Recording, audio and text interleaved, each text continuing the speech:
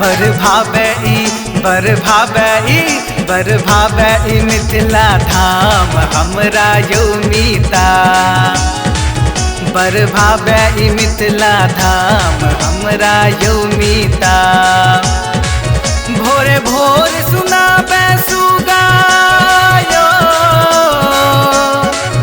भोरे भोर सुनाबे सुगा रामायण गीता। बर भावे ई मिथिला धाम हमरा यौ मीता। बर भावे ई मिथिला धाम हमरा यौ मीता।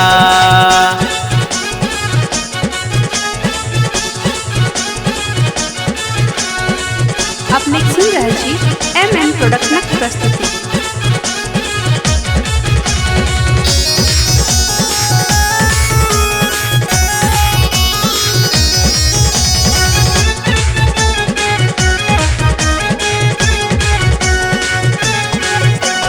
गाम गाम में दुर्गा पूजा बरहम स्थान छै।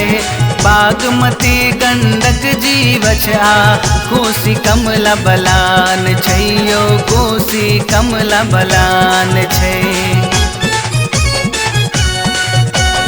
गाम गाम में दुर्गा पूजा बरहम स्थान छै। बागमती गंडक जीवछ आ कोसी कमला बलान छै यो, कोसी कमला बलान छै। हे यो एते पुनौरा धाम जते भेटली सीता। बर भावे ई मिथिला धाम हमरा यौ मीता।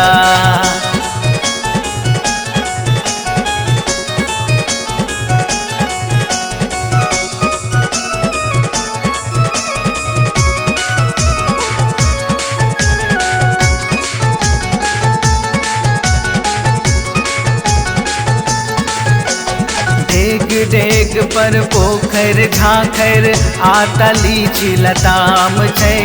भद्रकाली सखरा श्यामा उच्चैठ सिद्ध स्थान छै, उच्चैठ सिद्ध स्थान छै। डेग डेग पर पोखर झाँखर आतली चिलताम छै। भद्रकाली सकरा श्यामा उच्चैठ सिद्ध स्थान छै, उच्चैठ सिद्ध स्थान छै। विद्यापति कवि विद्यापति के गाम विसथी सुपुनीता। बर भावे ई मिथिला धाम हमरा यौ मीता।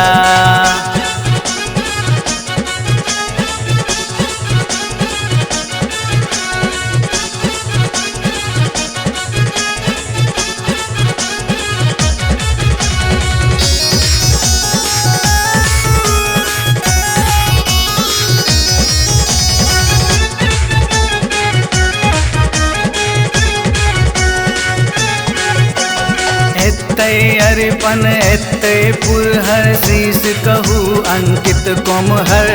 झिझिया झरनी साँझ पराती वास गोसाउनिक छैन घर घर। हे यो वास गोसाउनिक छैन घर घर। एते अरिपन एते पुरहर शीश कहू अंकित कोमहर। झिझिया झरनी साँझ पराती वास गोसाउनिक छैन घर घर। हे यो वास गोसाउनिक छैन घर घर। हे यो अनुपम पान मखान सरस शुभ सुप्रीता। बर भावे ई मिथिला धाम हमरा यौ मीता। बर भावे ई मिथिला धाम हमरा यौ मीता। भोरे भोर सुनाबे सुगा यो,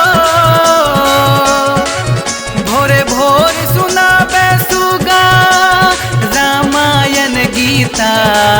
बर भावे ई मिथिला धाम हमरा यौ मीता। बर भावे मिथिला धाम हमरा यौ मीता।